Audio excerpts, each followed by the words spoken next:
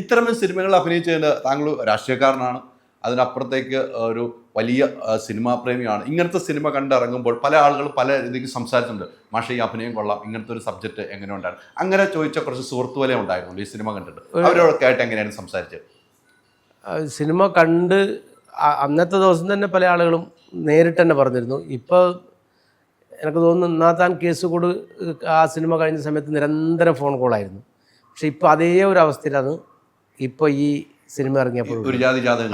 അതിനുശേഷം കുറേ സിനിമ ഇറങ്ങി, പക്ഷേ ഇത് ഗുരുവായൂർ അമ്പലനടയിലൊക്കെ പുളിയുണ്ടായിരുന്നു, പക്ഷേ അത്രത്തോളം ഉണ്ടായിരുന്നില്ല. പക്ഷേ ഇപ്പോൾ ഈ നാത്താൻ കേസ് കൂടുതലെ സിനിമയ്ക്ക് ശേഷമുള്ളൊരു നിരന്തരമായ വിളിയും ഫോൺ മെസ്സേജും വരുന്നത് ഈ സിനിമ കണ്ടതിന് ശേഷമാണ്. വിനീതിനെ സംബന്ധിച്ചോളം വിനീതിൻ്റെ കരിയറിൽ വേറൊരു ടൈപ്പ് സിനിമയാണ്. അദ്ദേഹം തകർത്ത ആടി തന്നെ പറയാം. വിനീതുമായിട്ട് എങ്ങനെ ഉണ്ടായിരുന്നു ലൊക്കേഷനുള്ള ഒരു കോംബോ? ഞാൻ യഥാർത്ഥത്തിൽ പിന്നെ അദ്ദേഹത്തിൻ്റെ ഒരു നാത്താൻ കേസ് കൂടുതൽ സിനിമ ഇറങ്ങിയ സമയത്ത് അദ്ദേഹത്തിൻ്റെ വീഡിയോ ഉണ്ടായിരുന്നു. ഇതുപോലൊരു ഇൻ്റർവ്യൂവിൽ അദ്ദേഹം പറഞ്ഞിരുന്നു. അദ്ദേഹം പറഞ്ഞത്, ഞാൻ ഒരു സിനിമ ചെയ്യുന്നുണ്ടെങ്കിൽ ഞാൻ അങ്ങനെ ആരും റെക്കമെൻഡ് ചെയ്താലൊന്നും ഞാൻ ആരും എടുക്കില്ല. പക്ഷേ എനിക്ക് ചില ആളുകൾ ഇഷ്ടപ്പെട്ടാൽ ഞാൻ എന്തായിരിക്കും. അങ്ങനെ ആ കൂട്ടത്തിൽ പറയുന്ന സമയത്ത് പറഞ്ഞാണ് നാത്താൻ കേസ് കൂടെ അദ്ദേഹത്തിനായിട്ട് എനിക്കൊന്നും ഒരു പരിചയമില്ല. നാത്താൻ കേസ് കൂടിലെ ജഡ്ജിനെ ഞാൻ എന്തായാലും വിളിക്കും, ഒരു സിനിമയിൽ വിളിക്കുന്നത്. അപ്പോൾ വിളിക്കുമെന്ന് പറഞ്ഞപ്പോൾ എൻ്റെ അടുത്ത നാട്ടിൽ അവിടെ ഒരു ക്ഷേത്രമുണ്ട്, അവിടെ ഉത്സവം, കൊട്ടനശ്ശേരി, വലിയ വെടിക്കെട്ടിലുള്ള വെള്ളൂർ കൊട്ടനശ്ശേരി. ആ അമ്പലത്തിൽ ഗാനമേളക്ക് വന്നിരുന്നത്. അപ്പോൾ ഈ ആളുകൾ ജനക്കൂട്ടം എന്ന് പറഞ്ഞാൽ ഭയങ്കര ജനക്കൂട്ടം, അങ്ങോട്ട് കയറാൻ പറ്റാത്ത അവസ്ഥയായിരുന്നു. അപ്പോൾ ആ സമയത്ത് ഞാൻ ഈ സിനിമ ഇറങ്ങിയ സമയത്ത് അടുത്ത സംഘാടകർ എന്തായാലും എന്നെ അതിനകത്ത് കൊണ്ടുപോയി. വിനീത് ശ്രീനിവാസൻ ഞാൻ പറഞ്ഞു കാണണം എന്ന് പറഞ്ഞു, കണ്ടു. അപ്പോഴും എൻ്റെ ഭാര്യ ഉണ്ടായിരുന്നു, മോനുണ്ടായിരുന്നു കൂടെ. അവരെല്ലാം നിർത്തിയിട്ട് പറഞ്ഞു അടുത്തൊരു സിനിമയിൽ എന്തായാലും മാഷ് എൻ്റെ കൂടെ ഉണ്ടാവും എന്ന് പറഞ്ഞു.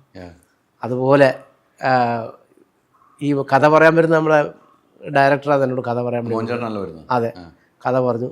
അപ്പോൾ അങ്ങനെ ഒരു അവസരം കിട്ടി. അതുമാത്രമല്ല, അദ്ദേഹം പറഞ്ഞ വാക്ക് പാലിച്ചൊന്നുമല്ല, അദ്ദേഹത്തിൻ്റെ കൂടെ അഭിനയിക്കാനും കഴിഞ്ഞു. അത് നല്ല ഒരു ഹിറ്റ് സിനിമയായി മാറുകയും ചെയ്തതിൽ വളരെ സന്തോഷമുണ്ട്. ഈ ആദ്യ വിനീതുമായിട്ട് അഭിനയിക്കുമ്പോൾ, വിനീത് ഡയറക്ടറാണ്, ഒരു നടനാണ്, ഒരു ഗായകനാണ്, എല്ലാ മേഖലയിലും കൈവച്ചാണ്. വിനീതുമായിട്ട് ആദ്യം എടുക്കുന്ന സീനുകൾ എടുക്കുമ്പോൾ എങ്ങനെയായിരുന്നു മാഷുമായിട്ടുള്ള ആ കോമ്പിനേഷൻ വർക്ക് ചെയ്യുമ്പോൾ? എനിക്ക് സത്യത്തിൽ ഞാൻ പലപ്പോഴും പറഞ്ഞു, നമ്മളെ ചാക്കോച്ചനായിട്ട് ആദ്യത്തെ ഒരു സിനിമയിൽ അഭിനയിക്കുമ്പോൾ എനിക്കൊരു സിനിമയിൽ അഭിനയിക്കുന്നൊരു ഫീലേ ഉണ്ടായിട്ടില്ല. എന്നൊരു സാധാരണഗതിയിൽ അഭിനയിക്കുക. അത് ചാക്കോച്ചൻ എന്നോടുള്ളൊരു സ്നേഹവും അതുപോലെ തന്നെ ഒരു കോമ്പിനേഷനും ഒക്കെ വളരെ നന്നായിട്ട് വർക്ക് ചെയ്തില്ല. അതുമാത്രമല്ല, അതിൻ്റെ ഒരു ഗുണമുണ്ടായെന്ന് പറഞ്ഞാൽ രാജേഷ് മാധവൻ, അതുപോലെ തന്നെ സുധീഷ്, അതുപോലെ തന്നെ രതീഷ് ബാലകൃഷ്ണൻ, അവരെല്ലാം ഒരു കട്ട സപ്പോർട്ട് ഉണ്ടായിരുന്നു ആ സമയത്ത്. നമ്മൊരു സിനിമ ലൊക്കേഷനിലാണ് അല്ലെങ്കിൽ ഷൂട്ടിംഗ് നടക്കുന്നൊരു സമയമാണെന്നുള്ളൊരു തോന്നലേ എനിക്ക് ഉണ്ടായിട്ടേ ഇല്ല. അങ്ങനെ വളരെ ഫ്രീ ആയിട്ട്, നേരത്തെ പരിചയമുള്ളവരൊന്നുമല്ല, പക്ഷെ എന്നാൽ പോലും അവിടെ എത്തിയപ്പോൾ നല്ലൊരു പരിചയവും സ്നേഹവും എല്ലാം കാണിച്ചു. അതിനേക്കാൾ ഉപരിയായി ഈ സിനിമയിലും വിനീത് ശ്രീനിവാസന് ഞാൻ ശരിക്കും പറഞ്ഞാൽ അദ്ദേഹം ഇങ്ങനെ ആവും എന്ന് ഞാൻ പ്രതീക്ഷിച്ചതല്ല. അല്ല, ആളുകൾ പലപ്പോഴും നമ്മൾ സിനിമയിൽ കണ്ട ആളുകളെല്ലാം വ്യക്തിപരമായി നമുക്ക് അത്രത്തോളം സ്നേഹം തരണമെന്നില്ലല്ലോ. പക്ഷെ അതിലുപരിയായി അദ്ദേഹത്തിൻ്റെ ഭാഗത്തുനിന്നുണ്ടായിട്ടുള്ളൊരു സപ്പോർട്ടുണ്ട്. അതുപോലെ തന്നെ നമ്മളെ ഡയറക്ടറായാലും സ്ക്രിപ്റ്റ് റൈറ്ററായാലും രചിത മധുവായാലും ആ ഗ്രൂപ്പിലുള്ള എല്ലാ ആളുകളുമായിട്ട് നല്ല ബന്ധം സ്ഥാപിക്കാൻ പറ്റും. ആ ഒരു എനർജി അല്ലെങ്കിൽ ഒരു കെമിസ്ട്രിയാണ് ശരിക്കും പറഞ്ഞാൽ സിനിമയിൽ വർക്കായിരിക്കുന്നു. വിജയം. ഈ ഓരോ സീൻ കഴിഞ്ഞ് കഴിയുമ്പോൾ നിങ്ങൾ സംസാരം ഉണ്ടാവും അല്ലേ, ഡയറക്ടറും മാഷും വിനീതൊക്കെ ആയിട്ട്. അങ്ങനത്തെ സീനുകളാണല്ലോ കൂടുതൽ. അത് കഴിയുമ്പോൾ ഇരുന്നുള്ള സംസാരിക്കുമ്പോൾ മെയിനായിട്ട് മനസ്സിൽ ഓർത്തു വരുന്ന അവിടെ ഉണ്ടായ ഒരു സംസാരം എന്തായിരിക്കും? ചില സീനുകൾ നിങ്ങൾക്ക് തന്നെ ചിരി അടങ്ങാൻ പറ്റാത്ത സീനുകൾ എടുത്തിട്ടുണ്ട്. ആ സമയത്തുണ്ടായ സംസാരം എന്തായിരിക്കും ഓർത്തു വരും? ആ സമയത്ത് ഒന്ന് നമ്മളെ ഈ മൃദുൽ നായരുണ്ടല്ലോ, അദ്ദേഹമാണ് ഇതിനൊക്കെ ഒരു കമൻസ് ഇടയ്ക്കിടയ്ക്ക്. വിനീത് ശ്രീനിവാസൻ അങ്ങനെ കമൻസ് ഒന്നും പറയുന്നില്ലെങ്കിലും അദ്ദേഹം പറയുന്നുണ്ട് ചില കാര്യങ്ങളിൽ നമ്മളോട് വന്ന് പറയുന്നുണ്ടെങ്കിൽ പോലും കട്ടക്ക് പറയൽ മൃദുല് ആണ്.